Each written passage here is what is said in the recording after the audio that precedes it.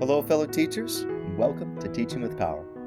I'm Ben Wilcox, and thank you for joining me today as we take a look at sections 89 through 92. It's a much shorter section than last week, but there's such good principles that I'm really excited to share with you. So grab your scriptures and your marking pencils. It's time to dig deep. We'll start by studying one of the most famous and well-known sections in the entire Doctrine and Covenants, section 89. And for an icebreaker, I like to show my students the following slide and ask them to come up with their own Surgeon General's warning for the displayed products here. I think that the official Surgeon General's warning that comes on tobacco and alcohol products are a bit of an understatement in my mind. So what would you add? What other warnings would you give about smoking or drinking alcohol or doing drugs? And then just let your students share. I'm sure they'll give you some great things to think about. Now, my great-grandfather Jensen had a gift for writing and was once asked by a local bar owner in Idaho to write an advertisement for his business. And my great-grandfather agreed, but warned him that he'd only do it as long as the owner was okay with him telling the truth. So the owner agreed, and this is the advertisement that my great-grandpa came up with. And I think it totally puts the Surgeon General's warning to shame. And he entitled it, An Honest Saloon Keeper. Here's how it goes. Friends and neighbors, I'm grateful for past favors and having supplied my store with a fine lot of choice wines and liquors. Allow me to inform you that I shall continue to make drunkards, paupers, and beggars for the sober, industrious, respectable part of the community to support. My liquors will excite riot, robbery, and bloodshed. They will diminish your comforts, increase your expenses, and shorten your life. I shall continually recommend them to multiply fatal accidents and incurable diseases. They will deprive some of life, others of reason, many of character, and all of peace. They will make fathers, friends, wives, widows, children, orphans, and all poor. I will teach your sons in infidelity, dissipations, ignorance, lewdness, and every other vice. I will corrupt the ministers of religion, obstruct the gospel, defile the church, and cause as much temporal and eternal death as I can. I will thus accommodate the public. It may be at the loss of my never-dying should, but I have a family to support. The business pays. The public encourages it, and I have paid my license, and the traffic is lawful, and if I don't sell it, somebody else will. I know the Bible says, Thou shalt not kill, nor shalt enter the kingdom of heaven, and I do not expect the drunkard to fare any better. But I want an easy living, and I have resolved to gather the wages of iniquity and fatten on the ruin of my species. I shall therefore carry on my business with every energy and do my best to diminish the wealth of the nation and endanger the safety of the state. As my business flourishes in proportion to your sexuality and ignorance, I will do my best to prevent moral and intellectual growth. Should you doubt my ability, I refer you to the pawn shops, the poorhouses, the police court, the hospital, the penitentiary, and the gallows, where you will find many of my best customers have gone. A sight of them will convince you that I do what I say. Allow me to inform you that you are fools, and that I am an honest saloon keeper. Now, isn't that great? I think that should be the Surgeon General's warning on every bottle of liquor sold. Well, surprisingly, the saloon keeper loved it and had it published. And do you think it had any effect on the saloon business in that community? Well, was there a sudden drop in liquor sales? Nope, I'm afraid not. It didn't change a thing. Fortunately, there are many that are content to be willingly deceived. Well, Section 89 can help us not to be deceived. Here the Lord's going to give us a key to finding health and happiness. I like to display this picture that we just saw last week. And if you remember, it's the room where the organization called the School of the Prophets was located in the upper floor of the Newell K. Whitney store. And it was here that the early church leaders would frequently assemble to discuss the deep and glorious principles of the gospel. However, the atmosphere in that school might surprise you. Brigham Young described it like this: "The brethren came to that place for hundreds of miles to attend school in a little room probably no larger than 11 by 14. When they assembled in this room after breakfast, the first thing they did was to light their pipes and, while smoking, talk about the great things of the kingdom and spit all over the room. And as soon as the pipe was out of their mouths, a large chew of tobacco would then be taken. Often when the prophet entered the room to give the school instructions, he would find himself in a cloud of tobacco smoke. This, and the complaints of his wife at having to clean so filthy a floor, made the prophet think upon the matter. And he inquired of the Lord relating to the conduct of the elders in using tobacco. And the revelation known as the word of wisdom was the result of this inquiry." So there was something about that atmosphere that made Joseph stop and think, it's really hard to feel the Spirit in this environment. I wonder why that is. And I can picture the Lord up there saying, "Joseph, I'm so glad you asked. Let me explain. Now you're ready for some added understanding and wisdom regarding these things." And that's just the way the Lord seems to manage things in his church. He doesn't always just lay things out for us unprovoked. He waits until we ask. And that way, he assures that we're in a state of readiness to receive revelation. Revelation grows out of real situations. And I also love Emma's part in the reception of the word of wisdom. Just how gross must that have been for her to clean up after these meetings? That was also part of the reason that Joseph went to the Lord, because he agreed with Emma that it didn't seem fair that she should have to clean up such a revolting mess. And thus, section 89 came to be. And a quick heads up here before we go any further. One thing you'll notice that I'm not going to do here is to cite a bunch of modern nutrition and scientific research that backs up the word of wisdom. For example, saying things like, nutritionists and scientists have found that tobacco is actually detrimental to our health. And wow, Joseph Smith revealed this a century before. And that's great. That certainly shows that prophets are ahead of their time. But I'm always a little wary of continually propping up revelation with research. Because what do we do when the nutritionists come out and say things that are contrary to the word of wisdom? Do we place those studies on a higher pedestal than prophetic counsel? And what do we do when the experts come out and say things like, "Well, we found that drinking a little bit of wine every day is actually good for you. It's a healthy practice," or green tea or coffee has benefits. Who are we going to trust and follow? Are we going to trust revelation or research? Hopefully we'll stick to revelation. But to begin, I like to divide section 89 into 3 parts. The why in verses 1 through 4, the don'ts and the do's in verses 5 through 17, and the promise in verses 18 through 21. And we're going to begin with these first 4 verses that I label the whys, and do a little activity that I call pick and ponder. Ask your students to pick a phrase of their choice and ponder its importance in understanding the word of wisdom. Just give them a couple minutes to think about one of those phrases, and then you can randomly call on some of them to share what they're thinking or what they learned. And here are the 4 phrases that they could choose from. And let's take a look at each of these ones ourselves to help us be prepared to discuss them. So from 89:2, to be sent greeting, not by commandment or constraint, but by revelation and the word of wisdom. So the word of wisdom was not originally given by commandment or constraint. And you might look at that and say, hold on, wait a second. I thought it was a commandment. You can't go to the temple if you're not living the word of wisdom. And this happens to be a great example of line upon line and the Lord's understanding and mercy.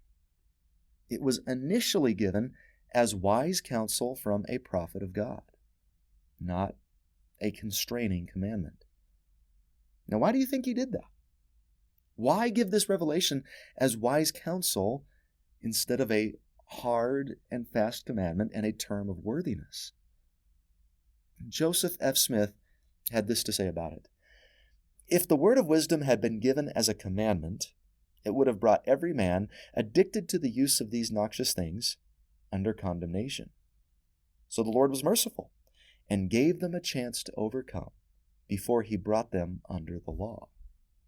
Many of the early church members had already formed these addictive habits. And to suddenly drop that on everyone and bring them under condemnation would likely have caused some problems in the early church. And the history of the development of the word of wisdom in the church is really a fascinating subject. Brigham Young does make a formal statement about it and asks the general membership to commit to it in 1851.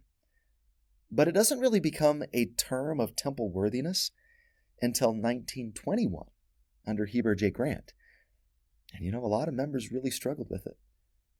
But I think the Lord had figured that by that time, church members had had ample opportunity to adjust. And keep in mind, though, that much of the word of wisdom still falls into that category. The commandment or constraint part applies to those things that are prohibited by the word of wisdom. But there's a whole lot more to this law than just the don'ts. And we're going to take a look at that as we go along. But our next phrase, verse 3, a principle with promise. The word of wisdom has a promise attached to it. There are specific blessings affixed to obedience to this counsel that he's going to give. I love the way that the Lord is introducing this. It's a great example of leading by persuasion, which is the first principle of righteous priesthood leadership. He's not introducing this as a commandment. He's not affixing punishment to it, but he's promising them a great blessing if they're willing to live it. And we'll be taking a closer look at that promise later in verses 18 through 21. Also in 89 verse 3, it's adapted to the capacity of the weak and the weakest of all saints. So we learn that the word of wisdom is adapted to the capacity of the weak. It's a principle that should be able to be lived by even the weakest of saints. Now, why would he say that? I think it's because the body naturally rejects the things prohibited by the word of wisdom. You almost have to train the body to become accustomed to them. The first time somebody smokes, from what I understand, is not a pleasant experience. Or drinking beer or alcohol at first. Even the weakest of individuals should know better and resist those things. And I agree. I really don't think that it's that hard to live that portion of the word of wisdom. If you've never tried those things and you've been taught to avoid them, there really isn't a lot of temptation involved. When I walk past a bar, I don't have to tell my wife to hold me back because I'm afraid I might run in and have a drink. There's really no part of me that desires it. And I know that we often pride ourselves as members of the church by the fact that we don't use these things. But really, if you've been raised in the church, this commandment shouldn't really give you a lot of trouble. Even the weakest saint should be able to live that part of the law. Now to the phrase in verse 4. It's one of the best phrases to help us explain why we have the word of wisdom. And I'd like to introduce that phrase with a little story.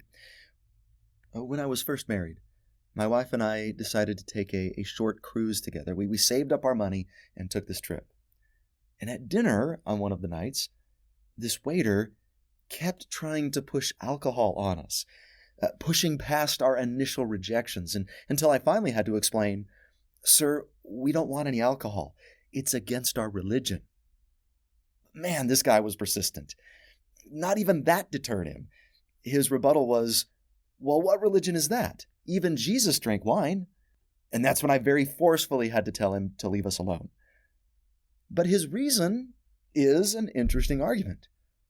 What do we say to that? Is it true? Did Jesus drink wine?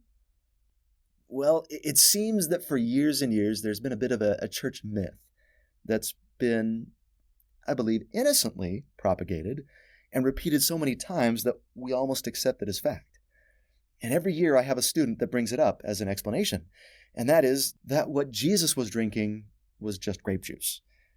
And we say that because we have trouble with the thought of Jesus drinking anything with alcohol, because good members of the church just don't do that. I'm afraid, though, that historically and even scripturally, that just doesn't make any sense. We have absolutely nothing to base that claim on. You've got many examples of people in the scriptures getting drunk from the wine that they're drinking. When Jesus turns the water to wine, the master of the feast makes a comment that clearly suggests that it's alcoholic. So I'm afraid that, yes, Jesus drank real wine. Can we be okay with that? And how do we explain it? Why was it okay to drink an alcoholic beverage back then, but now it's not? Did God change his mind? No, I don't think that's the explanation at all. The Lord tells us why in verse 4. In consequence of evils and designs which do and will exist in the hearts of conspiring men in the last days. I have warned you and forewarned you by giving you this word of wisdom by revelation. So God didn't change his mind. The world has changed. Alcohol production, consumption, and abuse has reached an entirely different level in the last days. The word of wisdom was given in consequence of the circumstances of the last days. There are evil, designing, conspiring people out there that are actively trying to addict people, draw more of them into substance abuse, and make their products more and more difficult to resist or to take in moderation.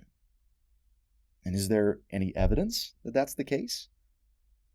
Well, yeah, the availability and low cost of alcohol has increased substantially in the latter days. Over the years, there's been plenty of stories and reports of corporations specifically targeting young people with their products and striving to create lifelong addicts that could provide their businesses with revenue. You also have drug dealers and cartels and organized crime striving to accomplish the same end. You've got clever advertising campaigns that masterfully associate these harmful substances with beauty and popularity and athleticism. And that last one is the one that I've never really been able to understand, the connection between sports and alcohol consumption. Are great athletes really able to perform at their highest level at the same time they're drinking alcohol or smoking or vaping or doing drugs? And maybe, I don't exactly know, but the two don't seem to really go together in my mind, athleticism and substance abuse. And also, I believe there's a great deal of other vices that go hand in hand with substance abuse. Partying, idleness, sexual indiscretion, negligence of family responsibilities, gambling, violence. They too are often part of the package with these products.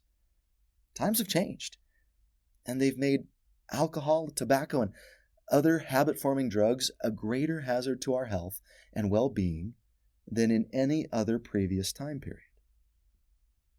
Because of these latter-day issues, our Heavenly Father, in His love and concern, has given us this wisdom, that it's just better for us to avoid these things altogether, since it's gotten so bad.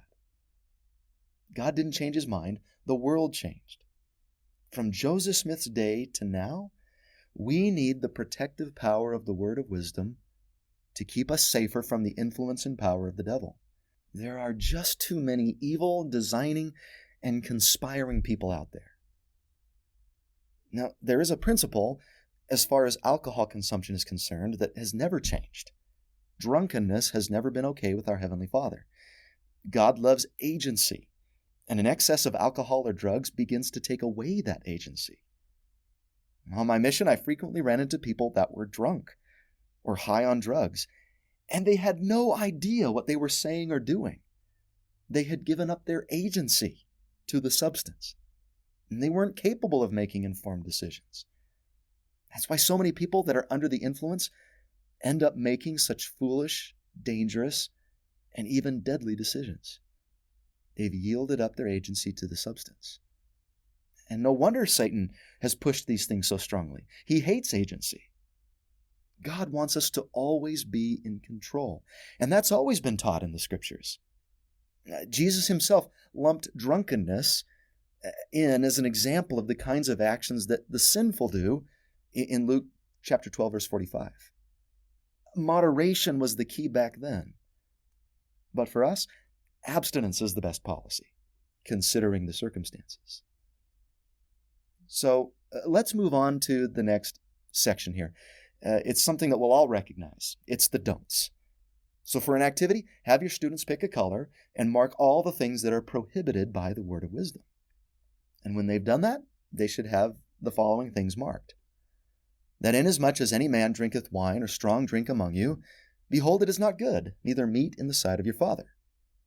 And then in verse 7, strong drinks are not for the belly. Verse 8, and again, tobacco is not for the body, neither for the belly, and is not good for man. Verse 9, and again, hot drinks are not for the body or belly. And Joseph Smith was later questioned on what he meant by hot drinks. And this was what one man recalled him saying. The prophet Joseph Smith said, I understand that some of the people are excusing themselves in using tea and coffee because the Lord only said hot drinks in the revelation of the word of wisdom. Tea and coffee are what the Lord meant when he said hot drinks. And that's really helpful because someone may wonder if it's okay to drink hot chocolate. Or does that mean that cold coffee or iced tea is okay because it's not hot? Nope, tea and coffee, hot or cold, are prohibited by the word of wisdom. It's not the temperature of the drink that really matters here. It's what's inside it. And you might notice that there's a big one missing from this list that's definitely prohibited by the word of wisdom. Illegal drugs are also considered prohibited by the word of wisdom. If someone were to argue with me over that because it doesn't specifically say it in section 89, I gently remind them that we believe in living prophets and modern revelation. Section 1 taught us that this is a true and living church. Changing times have required updated instruction and knowledge from God. And you may have noticed that verses 5 and 6 authorized the continued use of wine in church sacrament meetings. What's going on there? Well, it's true. The church did use real wine throughout the 19th century in church meetings. It's not until around the turn of the century that church leaders discontinue that practice.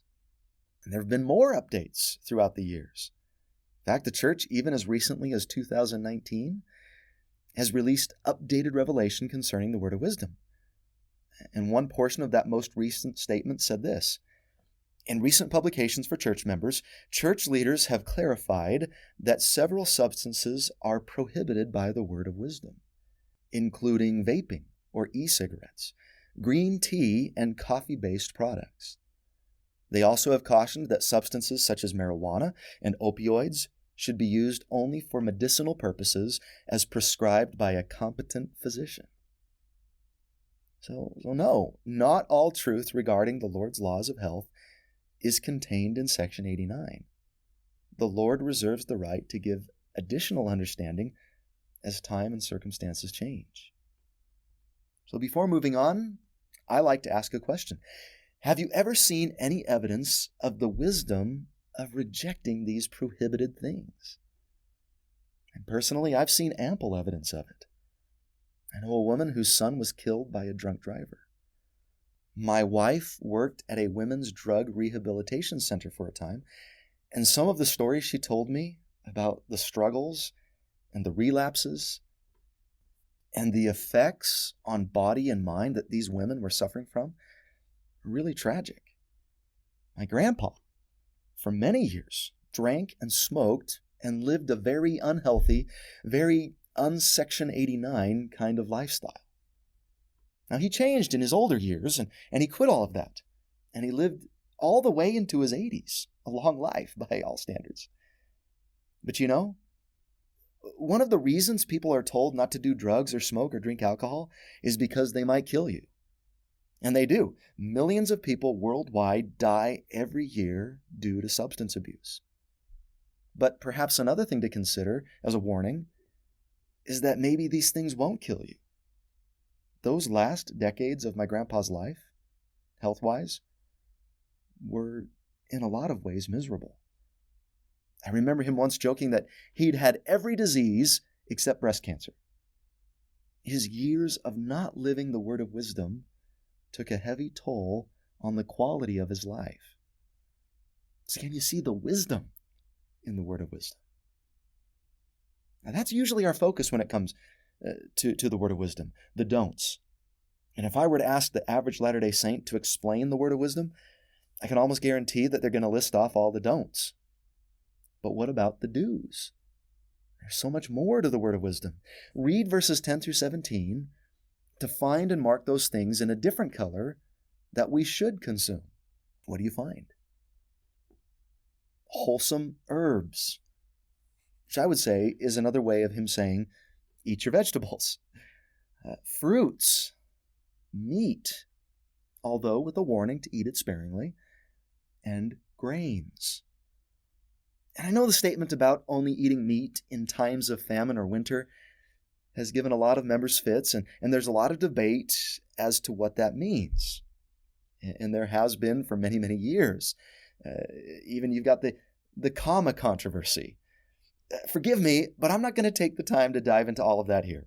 There are other places online that deal with that in much more depth. But for me, if only eating meat in winter or famine were a major concern of church leaders, I imagine we would have heard much more about it and received more clarification. I don't see in these verses a call for vegetarianism, as some do. And I also don't see a total free-for-all, eat as much meat as you want message either. I would imagine the truth lies somewhere in the middle, balance in all things. But there you have it. If you wish to live a healthy lifestyle, eat a good mix of fruits, vegetables, grains, and meats. Some basic do's when it comes to how we eat. However, I still don't think we've really struck at the heart of the word of wisdom yet. It's not just a list of do's and don'ts. Don't get too caught up in the particulars. To me, the word of wisdom is much more about the principles behind it. What's given here in these few 21 verses is just the basic guidance. Like most of God's commandments, he's going to give us the big picture kinds of things. Like the famous Joseph Smith quote, "I teach them correct principles, and they govern themselves." This is a perfect example of that. I'll give you a couple of do's and a couple of don'ts, but for the rest of this, and how you take care of your body, govern yourself. This is between you and God and the Spirit. So there are a couple of words that really seem to jump off the page that capture, to me, the essence of this law. The principles with promise. And I see 6 key words. These are the words that I hope will first come to mind when we hear the phrase word of wisdom. And as an activity with your students, you can ask them, what individual principle words from the following verses do you feel capture the heart of the word of wisdom? And then let them share. And you know what? They might pick different words than the ones that I'm going to share. And that's okay, as long as they explain why they chose their word. It's right. This doesn't have to be a guess what I'm thinking kind of activity. Validate their answers, and then you can share what you see. And I'll show you the ones here that stand out to me. So in verse 4, the word is wisdom. It's called that for a reason. When it comes to taking care of your physical body, this temple of the Spirit, be wise in how you take care of it, with what you put into it, with how you treat it, with the risks that you take. Be wise. And in verse 8, I see 2 more. Use judgment and skill. When making decisions about the care of your bodies, use those 2 things. So we do our research, we experiment, we make intentional decisions about what we eat and what we do. And hopefully we become skillful in the maintenance of our health. In verse 11, Prudence is a key word. And what does he mean by prudence? That means common sense, caution, judgment again. This is what we need to have as we take care of our bodies. Is it common sense to eat and eat and eat until we're stuffed full at every meal? Is it common sense to eat a lot of greasy fast food all the time? Is it prudent to eat a lot of junk food all the time and a lot of processed foods? We've got to govern ourselves, but those things don't seem to be prudent. Another word in verse 11 that also appears in verse 12 is thanksgiving. Are we thankful for the food that we have to eat? Are we thankful for our bodies? Remember that a large portion of people in this world are either starving or they just have enough to stay alive. Do we express gratitude to God for the gift of our bodies and the means we have to nourish them? Are we grateful for clean water and access to good medical care? We want to have and be people of thanksgiving. And then another word in verse 12, sparingly. There are some foods and drinks that are not prohibited by the word of wisdom, but should be used sparingly. Another word for this would be moderation. Moderation in the amount of meat we consume. Moderation in the number of sweets and treats we indulge in. Moderation in the diet we choose. As in most things and principles of the gospel, extremes are typically unwise. So it's these 6 words that are what I feel the word of wisdom are all about. These are the words that I hope come to our minds when someone asks us what the word of wisdom is. So that we're no longer saying, oh, it's about not using alcohol, tobacco, or tea or coffee. But that it's about using wisdom, judgment, skill, prudence, thanksgiving, and moderation in the way we take care of our physical bodies. Hopefully we can use these words as guiding principles when it comes to making those kinds of decisions. Now, as long as we're talking about health and the care of our bodies, there's another verse that I'd like to add from section 88 for our consideration. It's verse 124. How does this verse add to our understanding of care for the body? Cease to be idle. Cease to be unclean. Cease to find fault one with another. Cease to sleep longer than is needful. Retire to thy bed early, that ye may not be weary. Arise early, that your bodies and your minds may be invigorated. What's the wisdom here? Don't be lazy. Our bodies need action, movement, work, and exercise. Don't be unclean. So practice proper hygiene. Don't judge others and look for the negative. And that's some good advice for our mental or spiritual health. And then, very importantly, get enough sleep. Make sure that you're prudent with the amount of shut-eye that you're getting. Oftentimes, problems with sleep can lead to problems with other things that are prohibited by Section 89. There are addictive substances that people turn to when they feel they can't continue functioning without them. Usually, a little more sleep would be the best solution. And now, the promise. Our final part of Section 89. Earlier, we learned that the word of wisdom was a principle with promise. So let's take a look at it. What's the Lord's promise to those who remember to keep and do these sayings? Health in their navel and marrow to their bones. And that's a poetic way of saying physical blessings. Health and strength are a part of the promise of keeping the word of wisdom. Maybe that's part of what the Lord meant back in Section 84 in the oath and covenant of the priesthood by the renewal of our bodies. But what do you say to someone who lives the word of wisdom and then they get some terrible disease or they suffer some serious physical malady? A good friend of mine just lost a sister to lung cancer. And this woman had never smoked a day in her life. How do we explain that? I don't think that the promise of the word of wisdom is that we will be invincible to all disease or injury, or that we're going to live forever. It's unrealistic. But if those things do come into our lives, at least we can rest easy knowing that it wasn't because of our poor choices, Life brought those things to us, but not our own carelessness. All I think verse 18 is getting at is that we will experience physical blessings for living the word of wisdom. Our bodies will have the best health and strength that they're capable of having. And I believe that's true. Our bodies will run better for us. We will feel better. We'll be happier if we live our lives guided by those principles. Members of the church that live the word of wisdom, on the whole, are healthier and happier and experience less disease and illness than those in the world that don't. But there's more. The blessings of living the word of wisdom are more than just physical. What else does God promise? Shall find wisdom and great treasures of knowledge, even hidden treasures. If we live the word of wisdom, we'll have greater access to personal revelation. That seems to make sense to me too. If I'm getting enough sleep and I'm not filling my body with harmful or mind-altering substances, and I'm eating sensibly and giving my body the nutrients it needs, then my heart and mind are going to be clearer and more receptive to the voice of the Spirit. That helps to clear the channels of divine communication. There's still more.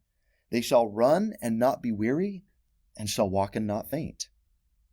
I don't believe that means that living the word of wisdom is guaranteed that you can go out and run a marathon. I do feel there is a physical element to that promise, that those who live the Lord's law of health, they're going to have more endurance, more stamina, more strength. But there's a spiritual aspect to that promise too. The scriptures often speak of the straight and narrow path of discipleship. Living the word of wisdom is going to help us to stay on that path and endure to the end of that path. We'll walk it and not faint. Like I mentioned earlier, many of the things prohibited by the word of wisdom can lead to other spiritual vices too. Enduring on the path will protect us from those things. Still more. And I, the Lord, give unto them a promise that the destroying angel shall pass by them, as the children of Israel, and not slay them. Amen. What's the promise here? Protection. Protection from temptation and sin. Protection from disease. Protection from death. Protection from the consequences that so often accompany mismanagement of our bodies. Some powerful promises. Physical and spiritual health. Physical and spiritual strength. Physical and spiritual revelation. Physical and spiritual endurance. Physical and spiritual protection. The truth then, if I live the word of wisdom, the Lord will greatly bless me physically and spiritually. The like in the scriptures, when have you seen one of these blessings in your life? And as a handout, you could give your students this quick application activity. Have them choose a goal from this list that they feel would help them to live the word of wisdom more fully. Or there's an option to make their own goal. And I am so grateful for the guidance of the word of wisdom. I believe that it was inspired and is great evidence of Joseph Smith's prophetic calling. As members of the Latter-day Church, we are protected from so many modern problems by living this one law. So let's be wise and prudent and grateful and moderate.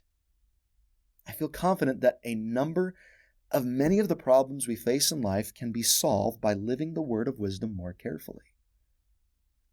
Maybe we pray to Heavenly Father for a miracle to help give us more energy, more strength, more ability to stand up under the stresses and responsibilities of life, more happiness, more freedom from disease. Maybe we complain about or pray for God to give us fewer headaches or insomnia or sickness. And I wonder if Heavenly Father sometimes throws up his hands and says, I would love to help. And at times I'm sure he still does because he's merciful and loving. But many of these problems could be solved if we were just more wise in our diet, our exercise, our sleep, and if we avoided or were more moderate in our consumption of unhealthy things. And please don't misunderstand me here. I'm not trying to be judgmental. I know that there are many who have no control over the health problems that they suffer from. Some of these things are genetic or hormonal or are caused by disease or stem from psychological issues, and many suffer poor health through no fault of their own. I'm not talking about that. It's those things that we can control. We do have agency to choose what we put into our mouths. I believe that if we don't have these three things under control, if we're not more intentional with our diet, our exercise, and our sleep, then we may face more difficult things because of it. And I know it's hard. I struggle with these things myself. I wouldn't consider problems with the do's of the word of wisdom as moral failures. This life is a learning experience, and we grow, and we fall, we stumble, we pick ourselves back up, and we try again. And I hope I'm not giving a false impression here either. I don't think that we all have to be bodybuilders with six-packs or super skinny supermodels to consider ourselves true keepers of the word of wisdom. In fact, from what I know, many of those people are living anything but healthy lifestyles in order to look that way. So let's not judge our health or the health of others by some standard of worldly outward appearance. We're just talking about being wise in the way we treat and regard our bodies. We can't let the adversary push us to extremes, to love or hate our bodies too much. They're a gift, the greatest temporal gift that we've been given. Hopefully we see the wisdom in doing everything we can to maintain and use them wisely, with wisdom, judgment, skill, prudence, thanksgiving, and moderation. We are so fortunate as members of the church to have that direction. It's blessed my life immeasurably, and I know that it will bless yours as well.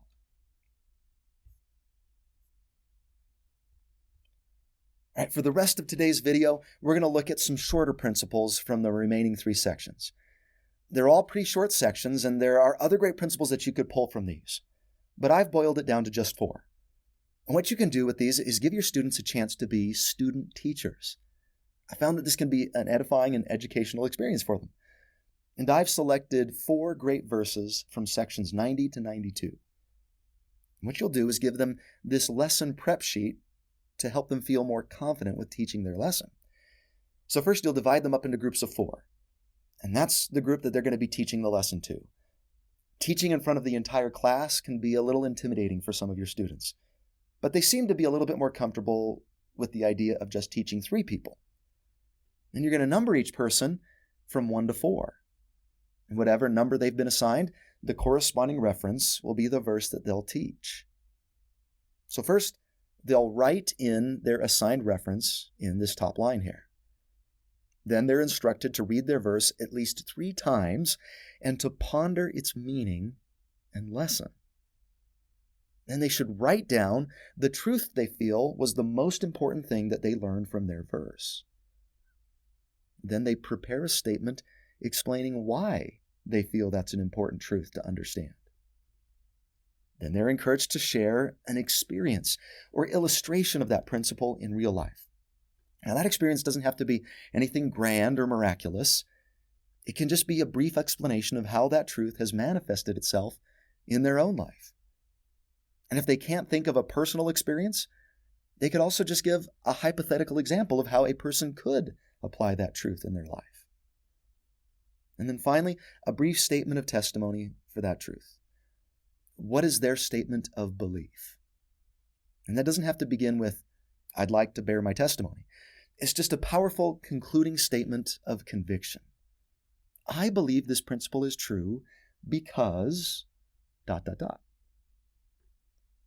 once they've finished preparing, you can allow each student to take a turn in sharing their mini lesson with the other 3 in their group. And as the teacher, you could walk around and listen to some of the lessons being taught. And then afterwards, you could allow some of the students to volunteer to share all or part of their lesson with the whole class, or choose some of the students that you heard teaching that you feel had something very insightful or profound to share. You, as the teacher, could also share some insights that you found in those verses. And for the purpose of this video, I'd like to share just a few brief thoughts on each. So in section 90, verse 5, this verse reminds me of a story from Buddhism. And there's this king that has a dream. And in the dream, he finds himself on the banks of a great river. And as he stands there, he looks upriver and sees giant, heavy boulders floating down the river, bobbing up and down as if they weighed nothing as they sail by. And then a short time later, he sees empty, hollow pumpkins or gourds that have been thrown into the river, which then proceed to sink to the bottom as if they each weighed 1,000 pounds. And when the king wakes up, he relates the dream to the Buddha and asks for an interpretation. The Buddha tells him that this is a vision of how things will be in the future when unrighteous men will rule. Things that are important, weighty, and essential will be treated lightly. People will let them float by in their lives as if they didn't matter. On the other hand, things that are inconsequential, trivial, frivolous, are going to sink deep into people's hearts and consume their attention and time. Now, isn't that a perfect description of the latter days? We live in the day and age of floating boulders and sinking pumpkins. And there's a floating boulder in verse 5. Can you find it? And all they who receive the oracles of God, let them beware how they hold them, lest they are accounted as a light thing, and are brought under condemnation thereby, and stumble and fall when the storms descend, and the winds blow, and the rains descend, and beat upon their house. The floating boulders are the revelations that flow from the oracles of God, the prophets, the scriptures. We must be careful not to treat those words as light things. Hopefully their counsels and commandments are sinking boulders that dive deep into our hearts. I'm afraid, though, that too often that it's the pumpkins that get all of our attention. The hollow things of this world, the entertainments, distractions, the vain things of life. Do we allow those things to sink far deeper than they should? And there's a consequence for allowing those boulders to float by. We're brought under condemnation. We stumble and fall. When the winds blow and the rains descend and beat upon our house, a clear reference to the parable of the wise and the foolish man. You know the primary song. The wise man built his house upon the rock, and the rains came a-tumbling down. Well, now we know what it means to build your house upon the sand. We build our house upon the sand when we treat the revelations of God lightly, when we allow the boulders of revelation to float by. Verse 24, one of my favorite scriptural principles of all time. I usually quote it from Romans 8, but the same idea is found here. It says, "Search diligently, pray always, and be believing, and all things shall work together for your good, if you walk uprightly and remember the covenant wherewith you have covenanted one with another." I love the principle of all things working together for our good if we walk the path of righteousness. If you want to assure a happy ending to your story, just love God, and the rest is going to take care of itself. It's that simple. God is the kind of God that can make good out of all our bads. He can take any negative in your life. And you may have a lot. You could probably very easily list them. In my life, there's this negative, and this one, and this one, and this. And Christ comes along, and he says, search diligently, pray always, walk uprightly, and by the power of my cross, I will cross all your negatives and make them positives. The story of Joseph of Egypt in the Old Testament is probably the best case study of that principle. He had so many negatives in his life for years and years. And then finally, because he persevered in walking uprightly throughout it all, God turned all of it around and made it positive. God has the power to take anything and make good out of it. Our mistakes, our weaknesses, our sorrows, our tragedies. Even if we can't see it now, somewhere down the road we'll look back at these negatives in our lives and we'll see with an eternal perspective the good that came out of them. Perhaps you've had an experience like that already, where in the midst of your trial, you couldn't see any earthly good that could come from it. But later in your life, in hindsight, you see it. Even though it's hard to imagine now, at some point you may very well find yourself saying, I'm grateful for that suffering. God made it good. C.S. Lewis spoke of this phenomenon in this very eloquently expressed passage from The Great Divorce. He said, you cannot in your present state understand eternity, but you can get some likeness of it if you say that both good and evil, when they're full grown, become retrospective. All this earthly past will have been heaven to those who are saved. All their life on earth, too, will then be seen by the damned to have been hell. That is what mortals misunderstand. They say of some temporal suffering, no future bliss can make up for it, not knowing that heaven, once attained, will work backwards and turn even that agony into a glory.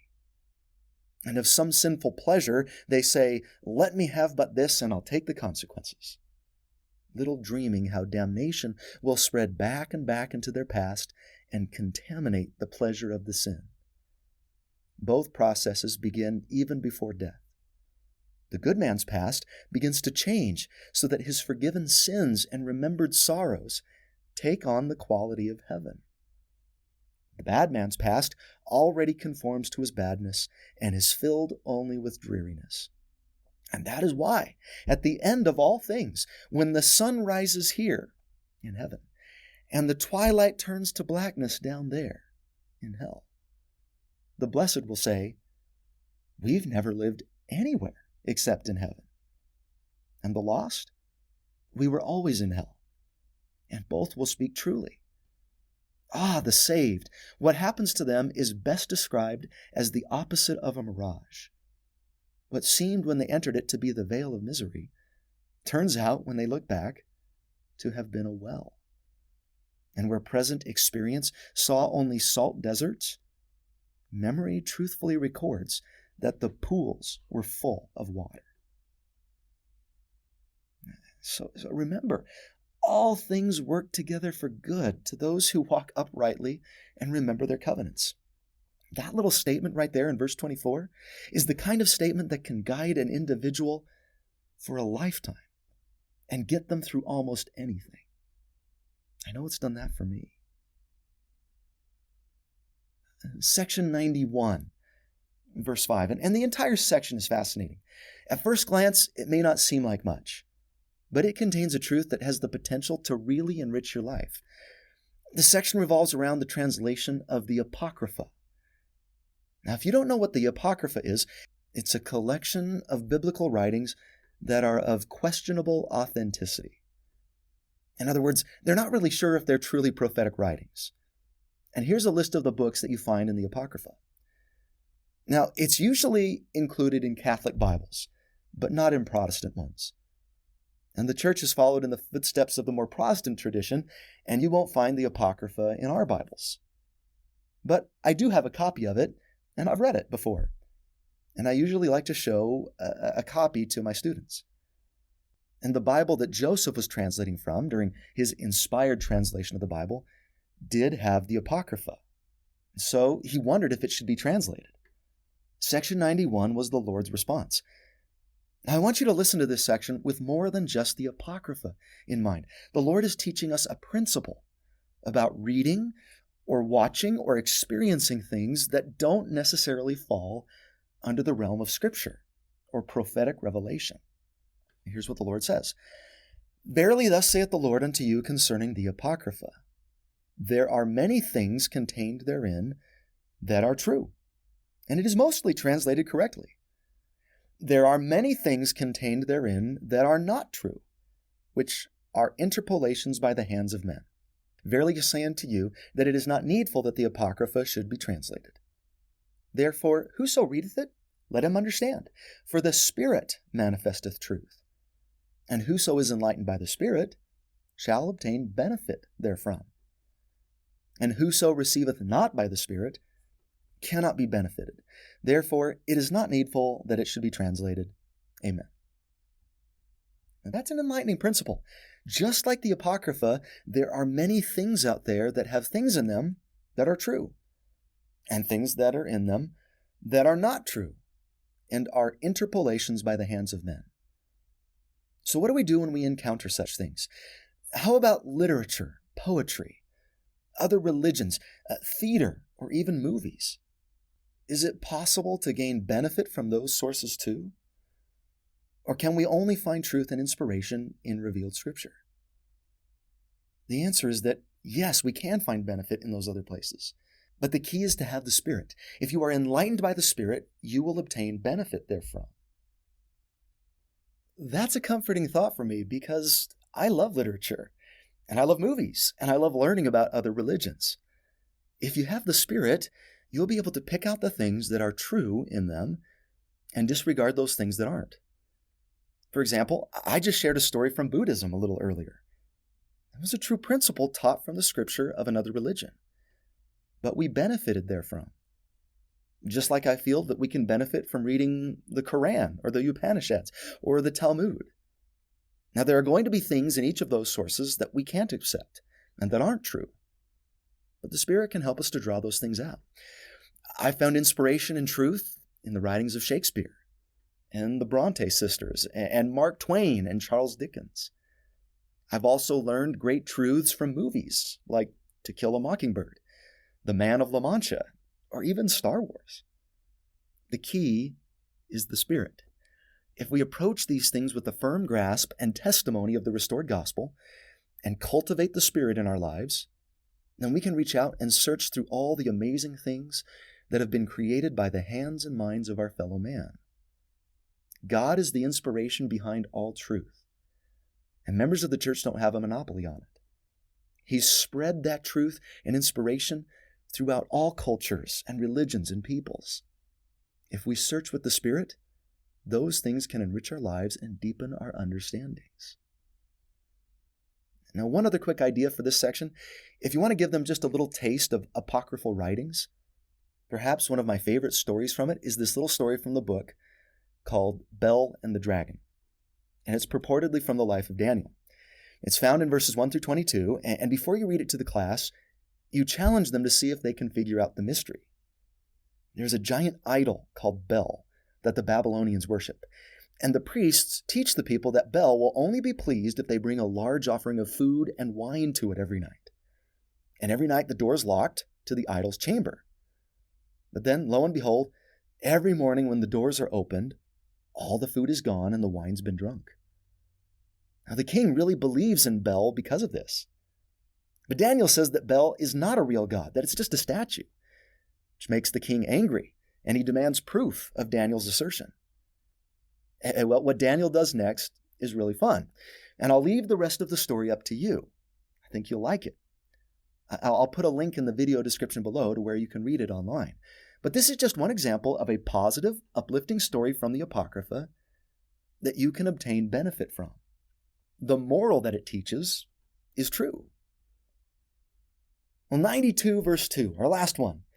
It's only 2 verses long, section 92, and it's directed to Frederick G. Williams, a counselor to Joseph in the first residency. There's just one phrase that I'd like to point out to you here. Verse 2 encourages Frederick G. Williams to be a lively member. Oh, that's such a good phrase. Would that we all could be considered lively members of the church.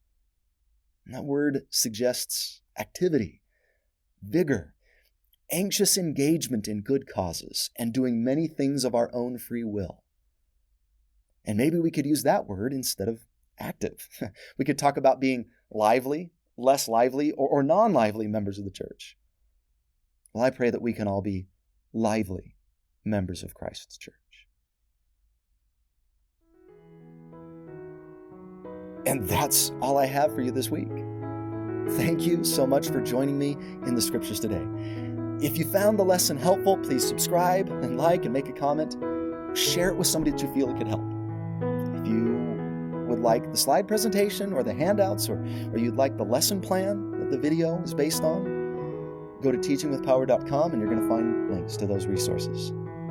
Thank you for watching. Get out there now and teach with power.